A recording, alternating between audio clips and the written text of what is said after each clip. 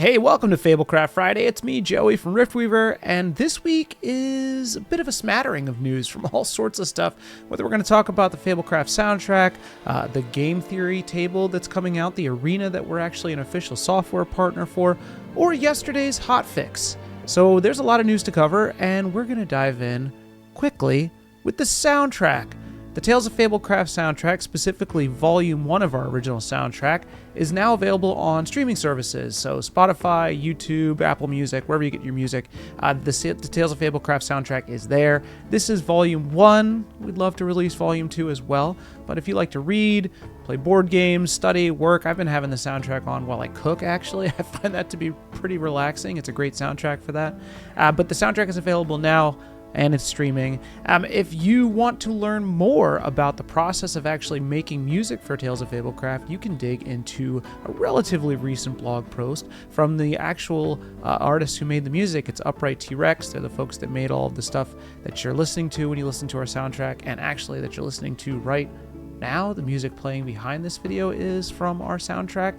There's a blog post up on Steam. I will link to that in the description of this video, but you can dig into the soundtrack right now. It's available wherever you stream. So what was that game theory table stuff I mentioned at the top of this episode? So Game Theory Tables is a company that makes gaming tables. They're tables for local play, but these tables actually have a digital playing surface built in. So certainly you've seen something like this before. They're releasing a new one called the Arena. The Arena, which you're watching in this video as it rolls through, will actually feature Tales of Fablecraft as an official partner. What the heck does that mean? It's an Android platform, and that means that we're going to get Fablecraft working for Android, which is obviously something that we're already working on.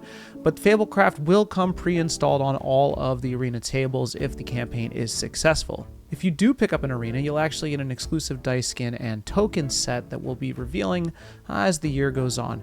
This is pretty cool news, and they've actually sent a tester table to Andrew on our team, and he's in love with the thing and has been playing campaigns using some of our animated battle maps and animated environments. Not Fablecraft itself, but he's been homebrewing with our stuff, and it looks really good. And you can actually see this in motion here in this video that our artist Greg put together just to kind of show us what this will look like once it's actually launched and live. Pretty freaking sweet. What about yesterday's hotfix? Yeah, so there's a hotfix that launched for Fablecraft. It should be up for both Steam and the iPad by now. This hotfix included a bunch of bug fixes and a lot of fixes that the community's been asking for and has noticed recently. But there's one bigger thing that I wanted to draw your attention towards, because if you were on Discord, maybe you heard us talking with players about this. Previously, there was a cap on the amount of custom hero portraits you could upload, and that cap was a low 5. So if you're building a character for yourself, right, a mage character, when you build and you go to upload a custom portrait, we only had 5 slots open for you. This really wasn't anything other than just the basic design and an initial limitation that we really hadn't thought too much about.